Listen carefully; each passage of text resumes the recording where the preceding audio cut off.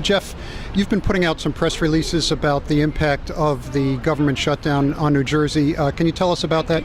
Sure. New Jersey is going to be, unfortunately, one of the states most impacted. Last year we got hit with Hurricane Sandy, and now we're going to get hit again with the government shutdown. It affects us more than mostly any other state because right now we're trying to recover from Hurricane Sandy, and even though that there is money already in the system that'll continue to go out, any new money coming in from the federal government will not happen.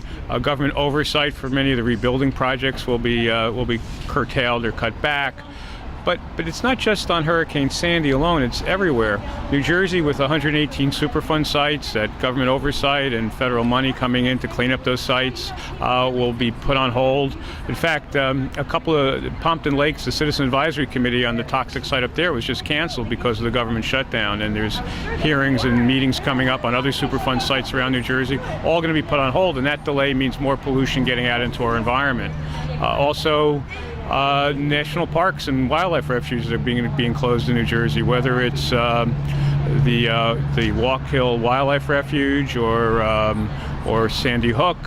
They're all going to be closed, and in fact, in the case of Sandy Hook, it's going to slow down the efforts to rebuild Sandy Hook after it's been devastated by Sandy as well. So wherever you are in this state, you're going to be impacted by the government shutdown, whether you're a senior citizen or a disabled vet. But just average families, when you realize that 94% of EPA staff is on layoff. That means there are fewer people to make sure our air is clean and our water is pure, to make sure that polluters are not dumping things illegally. So it could have devastating impacts in a state like New Jersey. We're here for a rally about pollution on the Delaware River. Can you tell us about that? Sure. Today is a landmark day. The Sierra Club, Delaware Riverkeeper Network, Delaware Audubon, and New Jersey Environmental Federation. We're launching a campaign to protect the Delaware River from large-scale dirty energy polluters.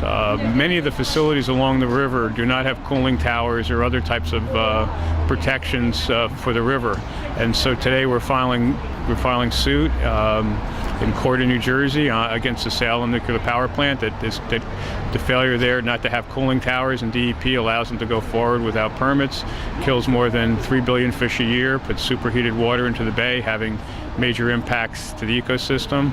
Right here in Trenton is the Mercer generating plant, where again it's killing fish, including endangered species like the Atlantic sturgeon, and dumping superheated water with toxic chemicals into the river, and as well as a big refinery in Delaware City. And what we're here today to do is stand up to protect the river and do the job that government should be doing. This river belongs to all of us, not to polluters.